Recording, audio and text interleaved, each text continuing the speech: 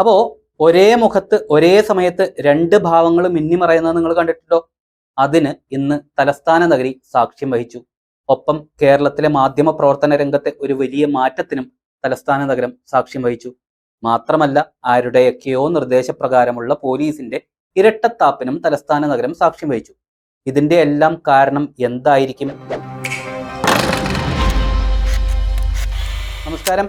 അപ്പോ മുഖത്ത് കണ്ട നവരസങ്ങൾ അത് നമുക്ക് അവസാനം ചർച്ച ചെയ്യാം. അപ്പോൾ കഴിഞ്ഞ ദിവസങ്ങളിലെ കുറച്ച് സംഭവങ്ങൾ ഓർമ്മപ്പെടുത്തിയാൽ മാത്രമേ ഇന്നത്തെ വിഷയങ്ങളിലേക്ക് നമുക്ക് കടക്കാൻ പറ്റൂ. അതുകൊണ്ട് ആദ്യത്തെ ഓർമ്മപ്പെടുത്തൽ, ഇന്നലെ യൂത്ത് കോൺഗ്രസ്സുകാർക്ക് ലഭിച്ച മർദ്ദനം, അതും മഞ്ഞ ടീഷർട്ട് ഇട്ട സംഘാടകരിൽ നിന്ന്. അങ്ങനെ തന്നെ പറയണം, കാരണം ഇനി ഡിവൈഎഫ്ഐ, SFI എന്നൊക്കെ പറയാൻ പറ്റില്ല. ഇന്നലത്തോടെ രക്ഷാപ്രവർത്തനം, മുഖ്യമന്ത്രിയുടെ അംഗരക്ഷകർ, അങ്ങനെയുള്ളതൊക്കെ CPM മായ്ച്ചു കളഞ്ഞു. അപ്പോൾ മർദ്ദനം. മറ്റൊരിടത്ത് യുവമോർച്ചക്കാരുടെ ഡിവൈഎഫ്ഐ സഖാക്കൾക്കുള്ള മർദ്ദനം. അപ്പോ ഒരിടത്ത് ജനനം ഒരിടത്ത് മരണം എന്നൊക്കെ പറയുന്ന പോലെ ഒരിടത്ത് കൊടുക്കൽ ഒരിടത്ത് വാങ്ങൽ, അതിലൂടെ പാഠം പഠിച്ചതിന്റെ ഫലമായി ഇന്ന് തലസ്ഥാനത്ത് യുവമോർച്ചക്കാരെ പോലീസ് കൈകാര്യം ചെയ്തത് കാലിക്കറ്റ് സർവകലാശാലയിൽ വെച്ച് ആർഷോയെ കൈകാര്യം ചെയ്തതിനേക്കാൾ ഓമനത്വത്തോടു കൂടിയാണ് എന്ന് തന്നെ പറയേണ്ടി വരും. അതിന്റെ കാരണമായിട്ട് കോൺഗ്രസ് പറയുന്നത് CPM BJP ബാന്ധവം എന്നൊക്കെയാണെങ്കിലും സത്യത്തില് ഞാൻ കാണുന്ന കാരണം ഭയം എന്നത് തന്നെയാണ്. അതേസമയം ചാനലുകളിൽ ലൈവ് കണ്ടുകൊണ്ടിരുന്നവരെ മൊത്തം ഞെട്ടിച്ചുകൊണ്ട് ഒരു സംഭവം അതിനു മുമ്പ് നടന്നു. KPCCയുടെ മാർച്ചിൽ, അതായത് KPCC പ്രസിഡന്റ്, ക്യാബിനറ്റ് പദവിയുള്ള പ്രതിപക്ഷ നേതാവ്, 8 MP മാര്, 10 MLA മാര് ഒക്കെ ഇരിക്കുന്ന വേദിയിൽ പ്രതിപക്ഷ നേതാവ് പ്രസംഗം തുടങ്ങിയപ്പോൾ തന്നെ യാതൊരു പ്രകോപനവുമില്ലാതെ, അതും യാതൊരു മുന്നറിയിപ്പുമില്ലാതെ പതിവിലും ദൂരത്തിൽ ശക്തമായിട്ട് പ്രയോഗിക്കാൻ പറ്റുന്ന ജലപീരങ്കിയും ഇതുവരെ പ്രയോഗിക്കാത്ത പുതിയ കമ്പനിയുടെ ഗ്രനേഡും പോലീസ് പ്രയോഗിച്ചു.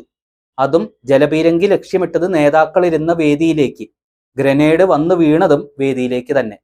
പല നേതാക്കളും മാധ്യമപ്രവർത്തകരും എന്ന് വേണ്ട പോലീസുകാർക്ക് വരെ അസ്വസ്ഥതയുണ്ടാക്കി ഈ ഗ്രനേഡുകൾ. അതും ഒരുമിച്ച് പ്രയോഗിച്ചത് 16 എണ്ണമാണ്. അങ്ങനെ മുതിർന്ന നേതാക്കളിൽ ചിലർ ദേഹാസ്വാസ്ഥ്യം മൂലം ആശുപത്രിയിലുമായി. ഇതിന് കാരണം എന്തായിരിക്കും? എൻ്റെ അഭിപ്രായത്തിൽ, ഒന്ന്, പിണറായിയുടെ ആനന്ദലബ്ധിക്ക് വേണ്ടി മുൻകൂട്ടിയുള്ള നിർദ്ദേശപ്രകാരം നടത്തിയ പ്രവർത്തനം. 2, നവകേരള സദസ്സ് അവസാനിക്കുന്ന ദിവസം ഇവരെയൊക്കെ ഉപദ്രവിച്ച് രാവിലെ തന്നെ അവശരാക്കി നവകേരള സദസ്സിന്റെ സമാപന സമ്മേളനം സേഫ് ആക്കുക.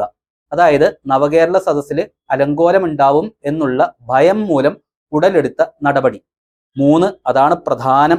അതായത് K. സുധാകരൻ ചികിത്സയ്ക്ക് വേണ്ടി അമേരിക്കയിലേക്ക് പോകാനിരിക്കുന്ന സന്ദർഭത്തിൽ, അതും കണ്ണൂർ പോലെയുള്ള കമ്മ്യൂണിസ്റ്റ് മണ്ണിൽ പൊരുതി നിന്ന ധീരനായ നേതാവിനോടുള്ള അടങ്ങാത്ത പക, കണ്ണൂർ ലോബിയുടെ പ്രത്യേക താല്പര്യം, അത് തീർക്കൽ, അതായത് വധശ്രമം.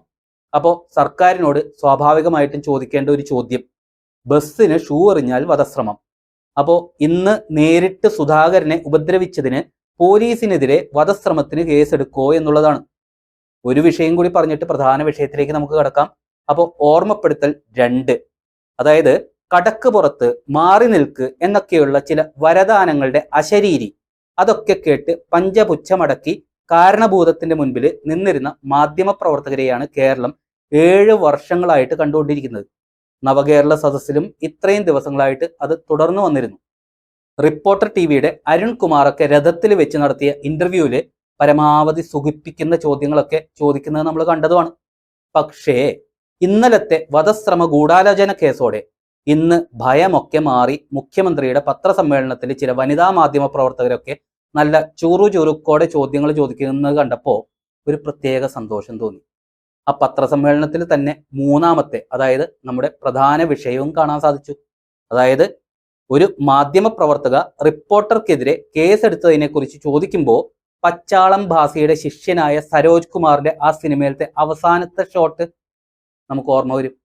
അതായത് നവകേരള സദസ്സിൽ പ്രതിഷേധമുണ്ടാവുമോ എന്നോർത്തുകൊണ്ടുള്ള ഭയവും മാധ്യമ പ്രവർത്തകയുടെ ചോദ്യത്തിലുള്ള അമർഷവും കാരണം ഒരേ സമയം മുഖത്ത് മിന്നിമായുന്ന ആ ഒരു ദൃശ്യം, 2 ഭാവങ്ങൾ. സത്യത്തില് ആ അവസരത്തില് മാധ്യമപ്രവർത്തക നെഞ്ചു വിരിച്ച് ആ ചോദ്യം ചോദിച്ചത് ശവത്തിൽ കുത്തിയതുപോലെ എനിക്ക് തോന്നിയത്.